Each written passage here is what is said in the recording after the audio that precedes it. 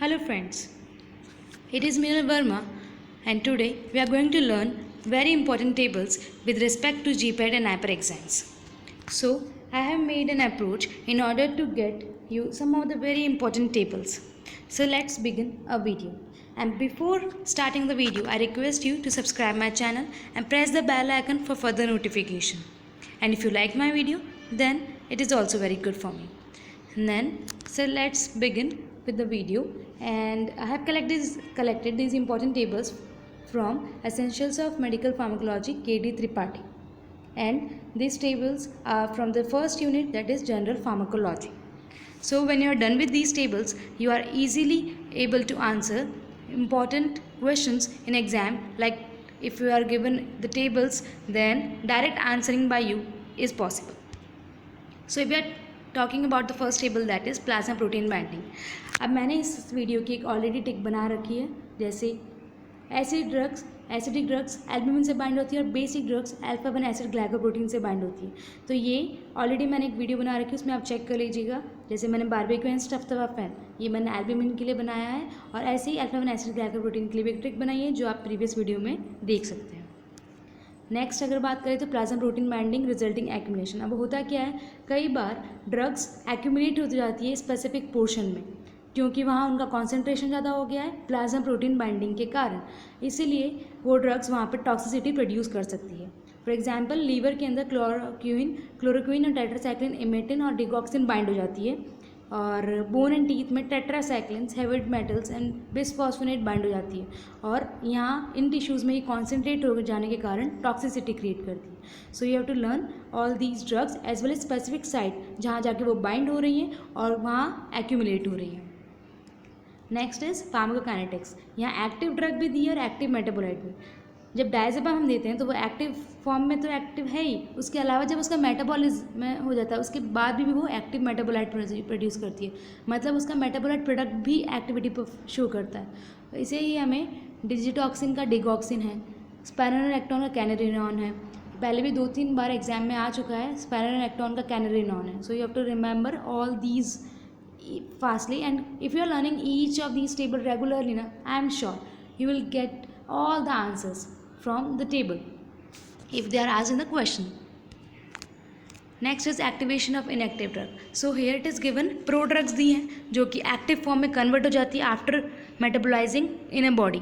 जैसे लीवोडोपा है, वो डोपामाइन में कन्वर्ट हो जाता है. एक्टिव फॉर्म इसका डोपामाइन है. इन लीवोडोपा तो सिर्फ हेल्प करता है उसे ब्लड ब्रेन बैरियर को क्रॉस करने में, लेकिन डोपामाइन उसका एक्टिव फॉर्म है जो कि वो कब फॉर्म का होता है, बॉडी के अंदर जाने के बाद. मतलब पहले वो प्रो ड्रग था लेकिन अब एक्टिव हो गया आफ्टर मेटाबॉलिज्म. वैसे प्रेडनिसोन का प्रेडनिसोलोन है, बेकाम्पेसिलिन का एम्पेसिलिन है, सर्पाजिलाजिन का 5-एमिनोसैलिसिलिक है. सो ऐसे ही हमें याद करना है.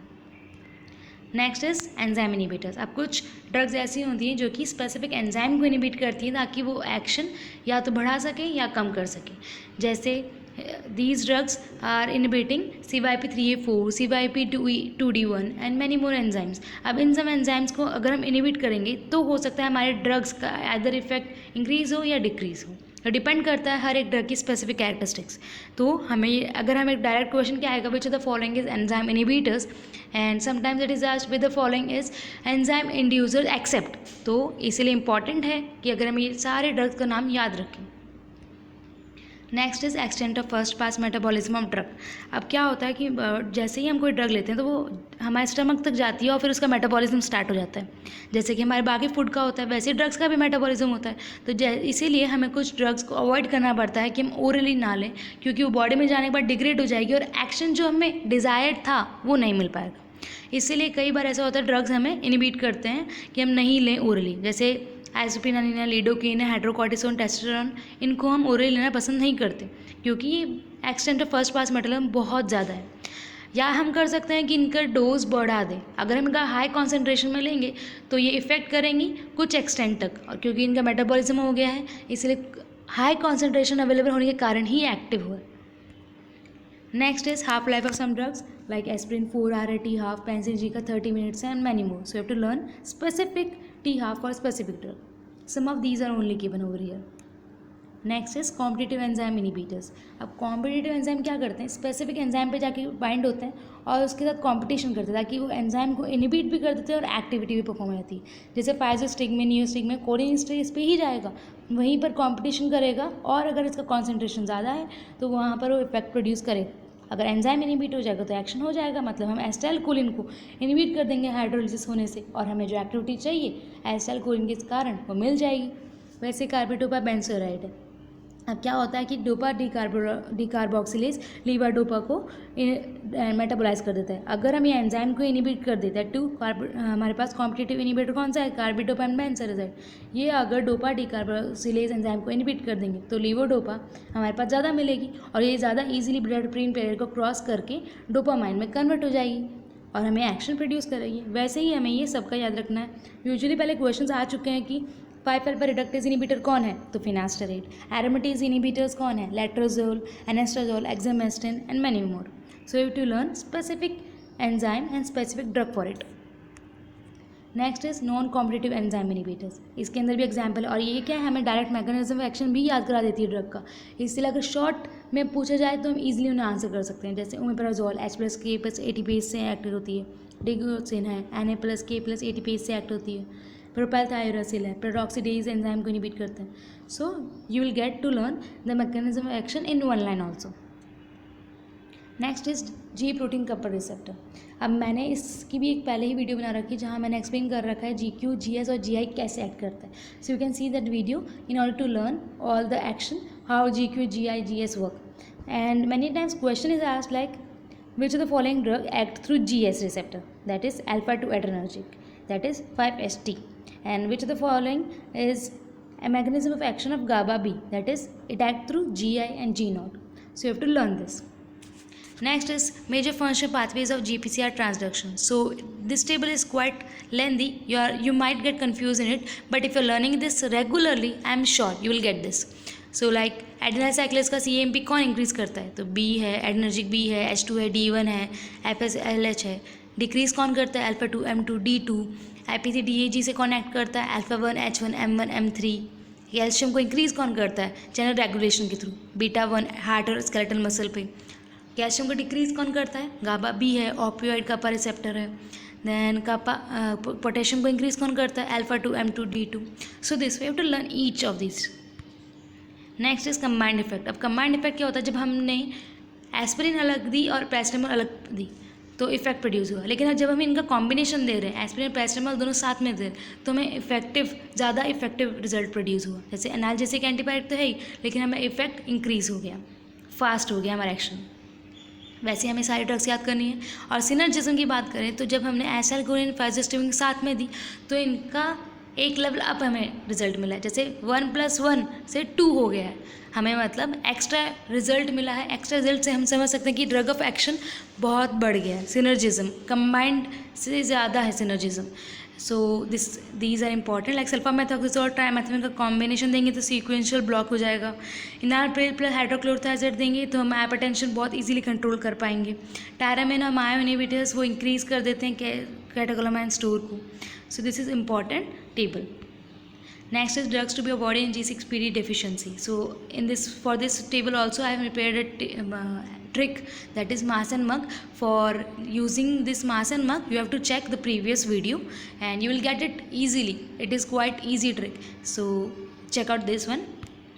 Next is dose reduction in kidney disease. अब क्या होता है कि किसी पेशेंट को किडनी डिजीज़ है तो इजीली ड्रग मेटाबोलाइज जो हुई है वो फिल्टर आउट नहीं हो पाएगी, एक्सक्रीट आउट नहीं हो पाएगी बॉडी से, इसीलिए हमें डोज रिडक्शन करना पड़ता है किडनी पेशेंट के अंदर। और अगर हम बात करें कौन सी ड्रग्स हैं जो कि सीवियर फेलियर में रिडक्शन करने की बहुत ज़रूरत है, वो है क्वाट्रिमॉक्साजोल, कार्बेनिसिलिन, सेफोटॉक्साइम, नॉरफ्लॉक्सासिन। और माइल्ड फेलियर की बात करें तो ethambutol, vancomycin, amphotericin B and many more. So have to learn this. Next is grading strength of evidence. अब यहाँ से कैसे क्वेश्चन आता है, क्वेश्चन आएगा ऐसे ग्रेड 2 में कौन सा है, so it is well power randomise control trial. Grade 4 में क्या आता है, case reports and anecdotal reports. Grade 1 में क्या आता है, systematic review, Meta analysis. Next है स्टेजेस इन ड्रग डेवलपमेंट। यहाँ से मोस्टली ऐसे क्वेश्चन आते हैं जैसे पोस्ट मार्केट सर्वेलेंस को क्या कहते हैं, दूसरा नाम क्या है, that is phase 4 studies, phase 4 studies. Next अगर आ सकता है कि फार्मास्यूटिकल फॉर्मुलेशन स्टैंडर्डाइजेशन को कितना टाइम लगता है, that is 0.5 to 1 year। This way you have to learn this. Next is single enzyme of drug. Basically most of the drug जो हम देते हैं वो लीवर फॉर्म में होती है, एस फॉर्म में एक्टिव होती है। अगर हमें याद ही करना है तो हम इस तरीके से याद कर सकते हैं कि आर फॉर्म जैसे बात करें तो साल्ब्यूटामॉल आर फॉर्म में एक्टिव है। एक्सेप्ट वाली चीज़ों को हम याद कर सकते हैं क्योंकि वो कम है, एस वाली तो मोस्ट ऑफ द है, इसलिए आप आर वाली चीज़ों को याद करें, ईजी रहेगा आपसे। जैसे लेवोसिट्राजिन है वो आर फॉर्म में एक्टिव है, जैसे यहाँ लिखा है half dose only are form active. This way have to learn the things. Next is allergic drugs. अब देखो मोस्ट ऑफ द एंटीबायोटिक्स होते हैं ना वो एलर्जी कॉज करती है। ये बात डिपेंड करती है कि कौन सा पेशेंट है जिसको जो एलर्जिक है, लेकिन मोस्ट ऑफ द एंटीबायोटिक्स वो एलर्जी कॉज करती हैं। वो बात अलग कि जैसे methyl dopa, S inhibitors, hydralazine, local anaesthetic, ये भी कुछ ड्रग्स हैं जो कि एंटीबायोटिक्स नहीं है लेकिन फिर भी एलर्जी कॉज करती है, इसलिए हमें ये भी याद रखना है। नेक्स्ट है टेराटोजेनिसिटी ऑफ ड्रग्स। अब पूछा जाता है कि यूजुअली कि डिफॉर्मिटीज़ कौन से में प्रोड्यूस होती है, तो ये ऑर्गेनोजेनेसिस में होती है और 18 to 55 डेज़ का गेस्टेशन पीरियड है ये। नेक्स्ट आ सकता है कि डेवलपमेंट एंड फंक्शनल एबनॉर्मलिटीज़ कब होती है, जैसे ग्रोथ एंड डेवलपमेंट में होती है वो, जो कि 56 डेज ऑनवर्ड्स का पीरियड है। This way you have to learn this table. Next is drugs causing teratogenicity. अब पूछा जाता है डायरेक्ट क्वेश्चन कैसे, हाइपोप्लास्टिक फेलेंजेस कौन सी ड्रग से होता है, answer is phenytoin. Then comes phocomelia किससे होता है, थैलिडोमाइड से होता है। वायरलाइजेशन ऑफ फीमेल फीटस किससे होता है, प्रोजेस्टिन से होता है। ये स्पेसिफिक एडवर्स इफेक्ट है फॉलोइंग ड्रग्स की, so you have to learn each drug with their adverse effect they are causing, that is teratogenic effect. Next is risk category of drugs causing pregnancy. अब कुछ ऐसी drugs हैं जो category wise divide की है। जैसे अगर एक्स की बात करें तो एक्स में सारी वो जो हमने टेराटोजेनिक पढ़ी प्रीवियस टेबल में वो सब इसमें आएंगी, जैसे ईस्ट्रोजन है, आइसोट्रेटिनोइन है, अर्गोमेट्रिन है। वैसे अगर हम बात करें सी की तो कैटेगरी सी किसके लिए आती है, मॉर्फिन, कोडीन, एट्रोपिन, कॉर्टिकोस्टेरॉइड्स के लिए आती है। बी कौन सी कैटेगरी के लिए आती है, पेनिसिलिन बी है। Most of the antibiotics B में आ जाती हैं, वी है, अमोक्सिसिलिन है, सेफेक्टर है, erythromycin and many more. This way this table is also quite important क्योंकि डायरेक्ट क्वेश्चन बनता है यहाँ से। So this was all about the first unit general pharmacology. So this is enough for this table and thank you for watching my video.